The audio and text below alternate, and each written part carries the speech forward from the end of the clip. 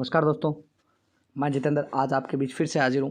भारत की भौगोलिक संरचना को लेकर हम बातें कर रहे थे। आज हम जिस क्लास पर चल रहे हैं उसका नाम है भारत का मैदानी भाग। हमने इससे पहले ये आपके सामने जो दिख रहा है पांगसण दर्रा, लिखा पानी दर्रा, तुजू दर्रा, ये जो पर्वतीय प्रदेश था इसको कंप्लीट पढ़ा। आज हम उत्तर का मैदानी भाग के बारे में बात करेंगे। पहले बात आता है उत्तर के मैदानी भाग का निर्माण कैसे होता है। तो हिमालय नदियों द्वारा अपने साथ बहाकर लाए गए अवसाद मतलब सेडिमेंट्स के निक्षेप से इसका निर्माण हुआ है।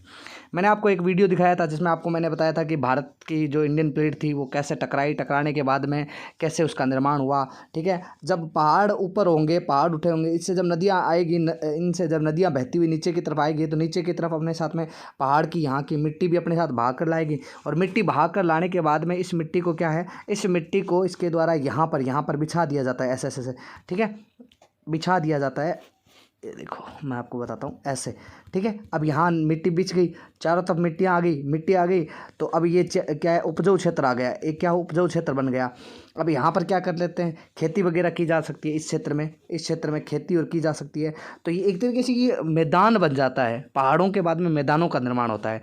ठीक है, तो हिमालय द्वारा नदियों के साथ बहा कर लाए गए अवसादों यानी सेडिमेंट्स के निक्षेप के द्वारा ही किसका निर्माण हुआ है, उत्तर के मैदानी भाग का निर्माण हुआ है। इस मैदानी भाग को निक्षेपणात्मक मैदान भी कहा जाता है। मतलब निक्षेपणात्मक मतलब इधर से मिट्टी का निक्षेप होता हुआ यहाँ पहुँचता है, यहाँ से मिट्टी निक्षेपित होती हुई यहाँ पहुँचती है, इसीलिए निक्षेपणात्मक मैदान भी कहा जाता है। इसे सिंधु, गंगा और ब्रह्मपुत्र मैदानी भाग भी कहा जाता है। क्यों? तो आप जानते हो इधर से यूँ भारत से इधर से सिंधु नदी निकलती है, इधर से एक नदी आती है जिसका नाम है ब्रह्मपुत्र, जो गंगा का इधर बंगाल का मैदान का निर्माण करती है। इधर से एक नदी आती है जिसे गंगा, जो गंगा का मैदान का निर्माण करती है। तो ये एक जो पूरा एरिया है, ये एक पूरा एरिया क्या है, एक तरीके से उपजाऊ क्षेत्र है। इसीलिए इसे क्या कहा जाता है, सिंधु गंगा और ब्रह्मपुत्र, सिंधु गंगा और ब्रह्मपुत्र का मैदान भी कहा जाता है। ठीक है, अच्छा फिर बात करें आगे इसके विस्तार की बात करते हैं। तो इसका विस्तार कितना आता है, तो अगर मैं पूर्व से पश्चिम की बात करूं, मतलब पूर्व से पश्चिम की बात करूं तो इसका विस्तार कितना आता है।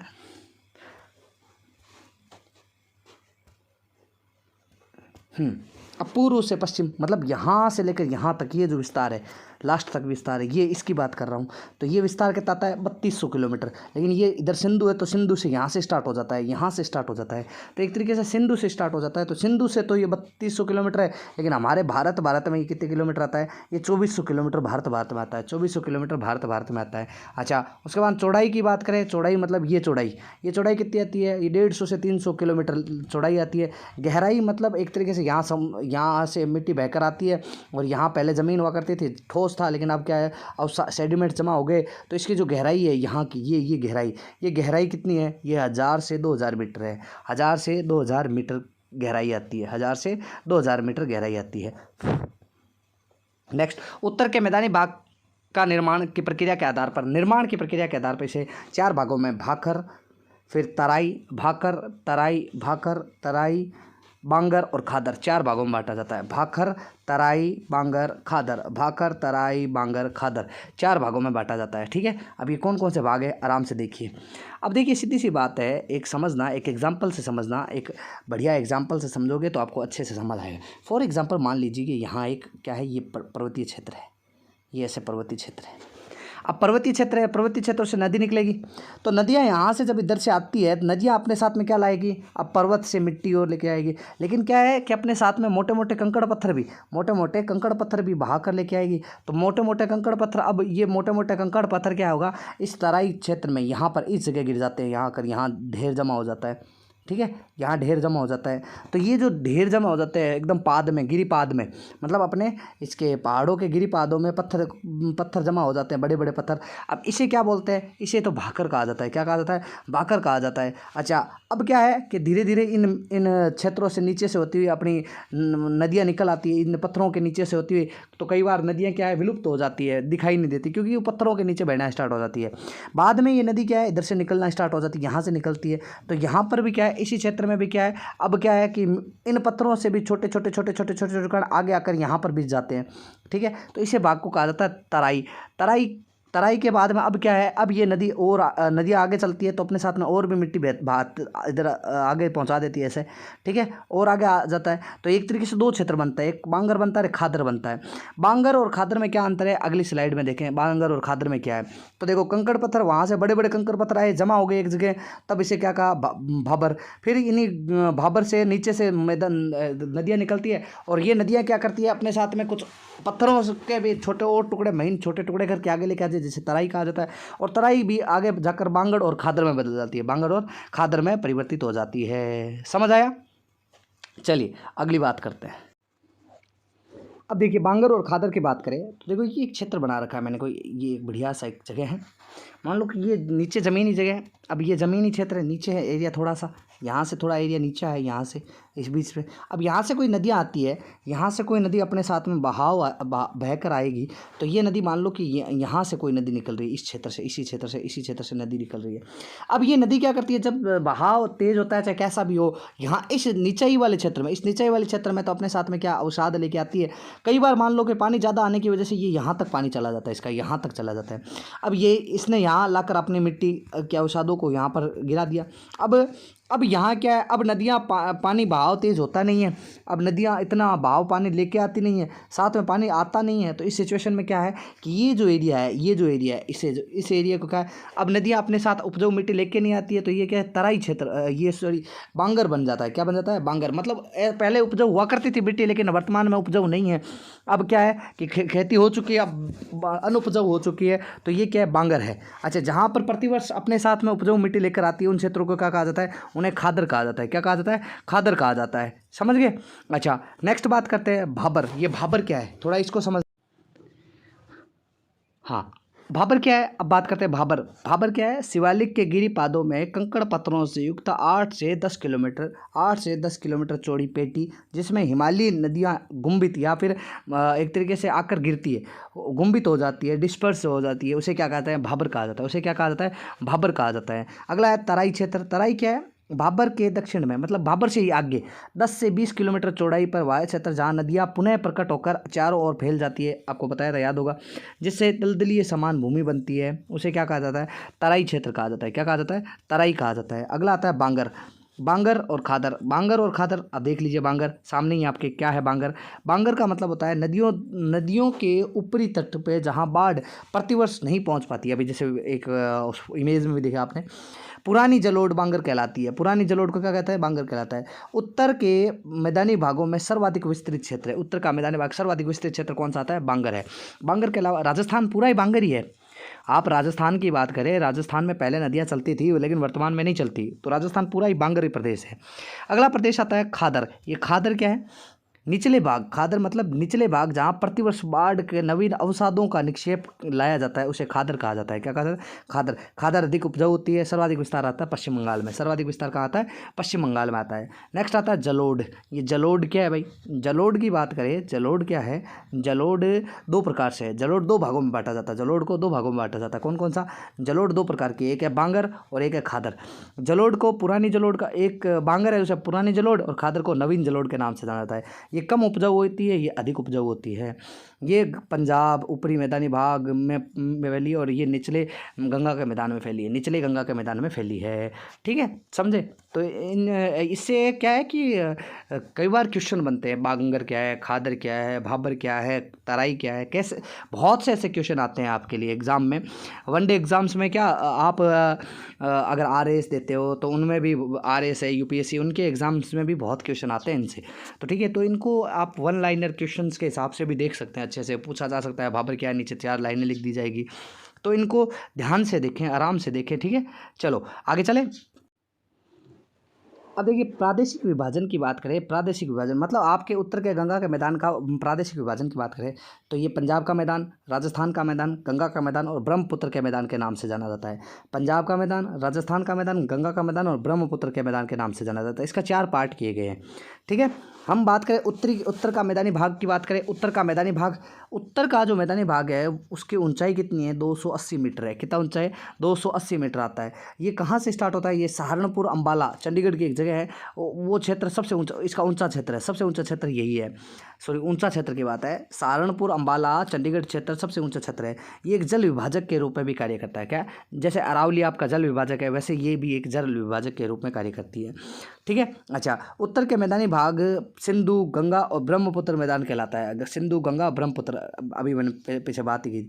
हम बात करते हैं सबसे पहले पंजाब हिमालय क्या है, पंजाब का मैदानी भाग क्या कहलाता है। पंजाब का मैदानी भाग, तो देखिए पंजाब के मैदानी भाग के बारे में बात करें तो ये एक छोटा सा डायग्राम है, इससे हम थोड़ा सा समझने की कोशिश करते हैं और समझ भी आएगी चीज़ें, बहुत सी चीज़ें यहीं क्लियर हो जाएगी, इसीलिए ध्यान से देखना थोड़ा सा। अब देखिए मैंने आपके सामने इसको अच्छे से कलरफुल कर दिया, तो इस ध्यान से देखना। देखो जो एक ग्रीन कलर की बड़ी सी नदी दिखा रखी है, इसका नाम है सिंधु।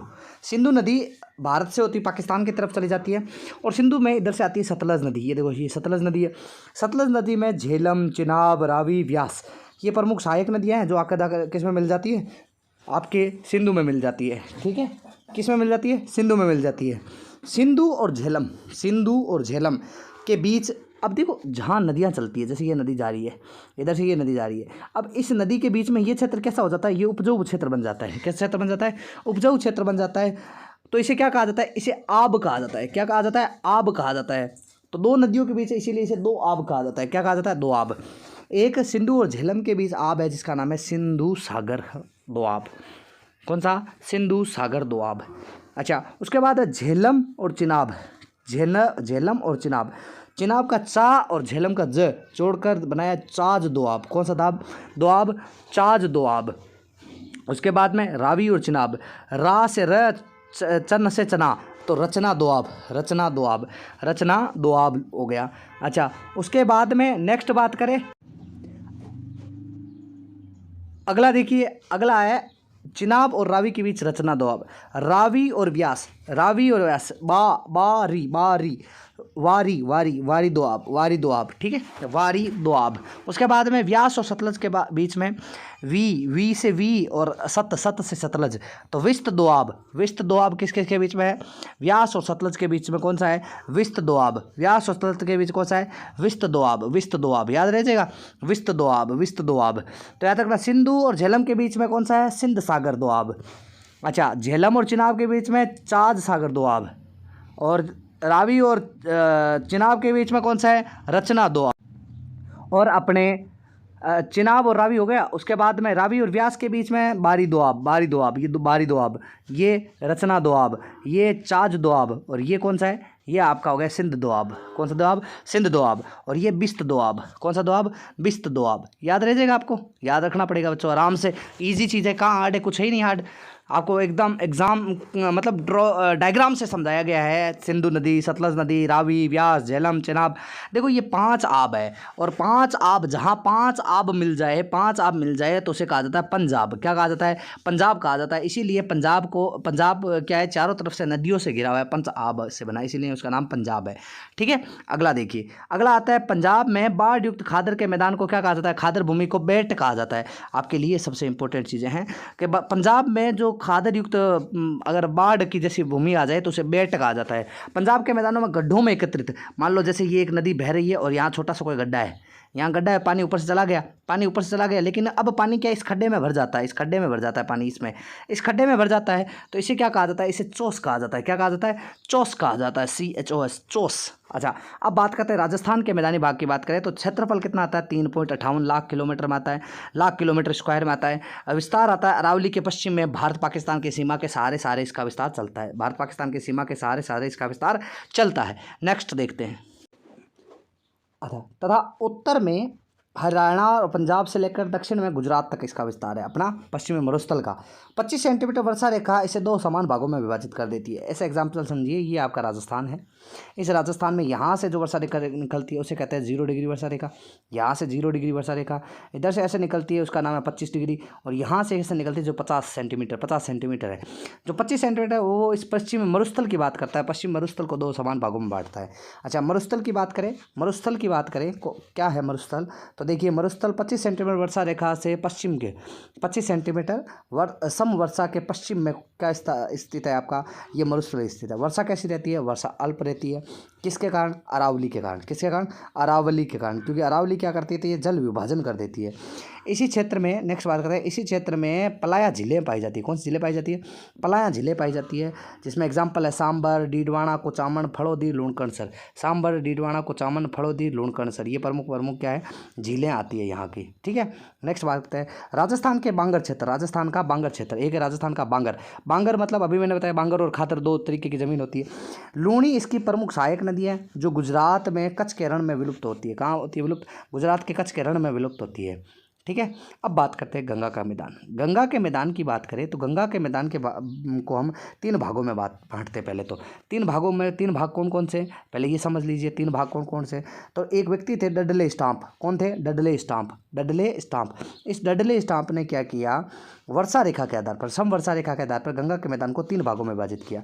एक ऊपरी गंगा का मैदान, एक मध्य गंगा का मैदान और एक निचली गंगा का मैदान। ये निचली गंगा का मैदान है। ठीक है, निचली गंगा का मैदान 3 भागों में बांटा। अब इनको मतलब डायग्राम्स के हिसाब से देखते हैं। तो देखिए ये आपके सामने पूरा भारत का नक्शा बना रखा है बढ़िया तरीके से। अब देखिए आराम से देखो, मैंने इसको थोड़ा कलरफुल कर दिया आपके लिए। तो देखिए पंजाब का मैदान, ये ऊपर जो मैदान है इसको कहते हैं पंजाब का मैदान। ये जो ऊपर दिखा रखा है वो है पंजाब का मैदान। ठीक है, पंजाब के बाद में नेक्स्ट क्षेत्र आता है, इसे कहते हैं ऊपरी गंगा का मैदान। ठीक है, जो ऊपर की तरफ है ऊपरी गंगा का मैदान। ये जो हरा हरा दिख रखा है राजस्थान का मैदान, हरियाली है ही नहीं फिर भी राजस्थान का मैदान। ठीक है, ये है मध्य गंगा का मैदान, ये अलग से दिखा रखा है जो मध्य गंगा का मैदान। ये जो क्षेत्र है इसे कहते हैं निचली गंगा का मैदान। कौन सा, निचली गंगा का मैदान। और ये जो अलग से क्षेत्र है इसे कहते हैं ब्रह्मपुत्र असम का मैदान। ब्रह्मपुत्र असम का मैदान, ये जब यहाँ आई गई तो इसको पढ़ लें क्योंकि इसको पढ़ेंगे आगे, इसलिए मैंने इसको यहाँ मैप में दिखा दिया। ठीक है, तो पंजाब का मैदान, राजस्थान का मैदान, ऊपरी गंगा का मैदान, निचली गंगा का मैदान, मध्य गंगा का मैदान, ब्रह्मपुत्र का मैदान। हमें इन 3 से मतलब है, ऊपरी, निचला, मध्य, क्योंकि पंजाब पढ़ चुके हैं, राजस्थान पढ़ चुके हैं, ब्रह्मपुत्र असम बाद में आराम से पढ़ लेंगे।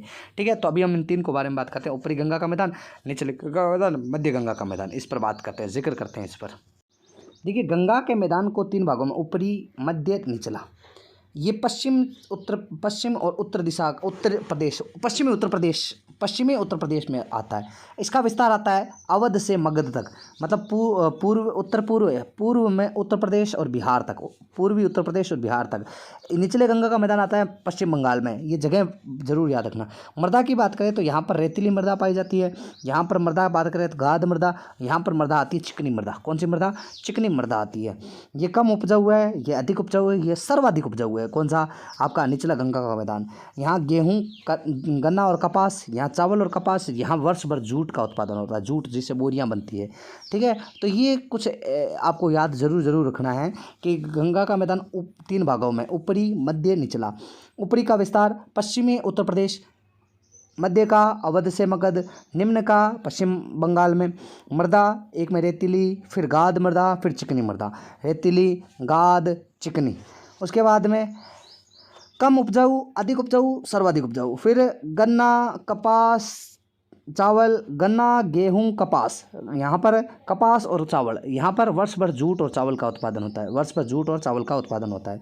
अगला देखिए एक क्षेत्र आता है रेह। रेह क्या है, रेह को समझिए कि ऊपरी गंगा के ऊपरी गंगा के मैदानी भाग में अत्यधिक सिंचाई के कारण ऊपरी सतह पर सफ़ेद रंग की एक परत जम जाती है, लवणों की परत जम जाती है, जिसे रेह या कलेयर कहा जाता है। कलेयर कहा जाता है, रेह या कलर कहा जाता है, कलर। ठीक है, अच्छा उसके बाद आता है भूड़। भूड़ को समझो, ऐसे समझ लो जैसे राजस्थानी की बात करें, राजस्थानी भाषा में उसको कहता है धूड़। धूड़ मतलब रेत, मतलब क्या है, जल अपने साथ तीव्र जब चलता है तो अपने साथ में धूड़ ले जाता है, मतलब मृदा साथ में लेके चला जाता है। पीछे क्या बचता है, पीछे बचते हैं क्या, कंकड़ पत्थर। अपरदन के बाद कंकड़ पत्थर बचते हैं, जिसे भूड़ कहा जाता है। धूड़ साथ में गई, भूड़ पीछे रह गई। यूँ समझो, धूड़ साथ में गई, भूड़ पीछे रह गई, धूड़ साथ में गई, भूड़ पीछे रह गई। आप ऐसे याद रख समझिए। ठीक है, अच्छा अगली बात करें, अगला है टाल भूमि। क्या है, टाल भूमि। ये टाल भूमि क्या है, मध्य गंगा के मैदान में बाढ़ के पश्चात, मध्य गंगा के मैदान में बाढ़ के पश्चात निचले भागों में जमा जल राशि को टाल भूमि कहलाती है। क्या कहलाती है, टाल भूमि कहलाती है, टाल भूमि कहलाती है। ठीक है, टाल भूमि कहलाती है। निम्न गंगा के मैदान को डेल्टाई क्षेत्र में चार भूमि और बील, चार और बील ये दो शब्द और याद रखना, निम्न गंगा का मैदान में दो शब्दावली और आती है, चार और बील। चार, चार क्या है, भूमि के उठे हुए भाग, जैसे ये पानी चल रहा है, पानी चल रहा है, यहाँ कोई ज़मीन का उठा हुआ भाग है और फिर पानी इसके पास से निकल गया, तो इसे क्या कहते हैं, इसे कहते हैं चार भूमि। क्या कहते हैं, चार भूमि। बील क्या है, जलमग्न भूमि, अब यहाँ कोई ज़मीन थी वो जलमग्न हो चुकी है, तो इसे कहते हैं बील। चार तो है रेत के उठे हुए भाग, और बील क्या है, जलमग्न भाग कहलाते हैं, बील कहलाते हैं। जलमग्न भाग क्या कहलाते हैं, बील कहलाते हैं। ठीक है, तो याद रखना, रेह का मतलब क्या है कि जहाँ पृथ्वी पर सच्चाई होती है तो ऊपरी परत पर क्या है, सफ़ेद रंग की परत आ जाती है, जिसे रेह या कलियर कहा जाता है। भूड़ क्या है, धूड़ साथ में रह गई, भूड़ पीछे रह गई, मतलब धूड़, रेत तो साथ में चली गई, लेकिन कंकड़ पत्थर, मोटे मोटे जो कंकड़ पत्थर पीछे रह गए, उसे भूड़ कहा जाता है। अच्छा, टाल क्या है कि मध्य गंगा का मैदान में बाढ़ के साथ निचले क्षेत्रों में एक तरीके से जो जल राशि है वो जमा हो जाती है, जिसे ताल कहा जाता है। निम्न गंगा का दो शब्द है, चार भूमि, रेत के ऊपर उठे हुए भाग, और बील मतलब जलमग्न भाग का कहलाता है, बील कहलाता है। जलमग्न भाग क्या कहलाता है, बील कहलाता है। अब देखिए दो तीन शब्दावली और रह गई थी, उत्तरी गंगा का विस्तार, मध्य गंगा का और निचले गंगा का मैदान। पश्चिमी उत्तर प्रदेश में इसका अवध, मगध, मिथिला, अवध, मिथिला, मगध, इनमें विस्तार आता है। इसका आता है वारिंद का मैदान, ये जरूर है आपके लिए इंपॉर्टेंट है, ये दोनों चीज़ें, दोनों फेज ज़रूरी है। वारिंद का मैदान, कोसी से महानदी, वारिंद, वारिंद, वारिंद, तो कोसी और ब्रह्मपुत्र। रार का मैदान, यह है रार का मैदान, जो दामोदर और स्वर्ण रेखा नदी, दामोदर और स्वर्ण रेखा नदी के मध्य आता है, दामोदर और स्वर्ण रेखा। उत्तर का मैदानी भाग, दिल्ली के पूर्व में क्षेत्र में रोहिलखंड का मैदान है, जो दिल्ली का पूर्वी क्षेत्र रोहिलखंड का मैदान है, उत्तर गंगा का मैदान कहलाता है। क्या कहलाता है, उत्तरी गंगा का मैदान कहलाता है। ये भी आपके लिए इंपॉर्टेंट है, ये भी याद रखना आप। ठीक है, अच्छा अब बात करते हैं कि कौन सा है वाहिंद और कौन सा है, ये भी देख लेते हैं एक बार। अब देखो, अब बात करते हैं आपके इसके बारे में। तो देखो मैंने आपको थोड़ा डायग्राम सही थोड़ा कर दिया। ये जो क्षेत्र है उत्तराखंड के नीचे वाला, उत्तर प्रदेश में, इसे कहते हैं रोहिलखंड का मैदान, दिल्ली के आसपास का। ठीक है, अच्छा इधर आता है, ये कौन सा है, ये एक नदी आती है, ये मध्य आ गया, ये एक नदी आती है, इस नदी का क्या नाम है, इस नदी का नाम है कोसी। और कोसी के बाद में ये आती है नदी जिसका नाम है वाहिंद, महानदी। कोसी और महानदी के बीच में कौन सा मैदान है, वाहिंद का मैदान, दिख रहा है, वाहिंद का मैदान, वाहिंद का मैदान। ठीक है, अच्छा उसके बाद में यहाँ एक नदी आती है जिसका नाम है दामोदर नदी। कौन सी नदी, ये आपकी दामोदर नदी। और दामोदर और स्वर्ण रेखा के बीच का जो मैदान है उसे कहते हैं रार का मैदान। क्या कहता है, रार का मैदान कहा जाता है, रार का मैदान। उसके बाद में ये है ट्वारा क्षेत्र, या ये देखो शिलोंग का पठार आता है ट्वारा। ट्वारा कहाँ आता है, ट्वारा आता है दार्जिलिंग, दार्जिलिंग और असम के बीच का मैदान ट्वारा, टुआरा।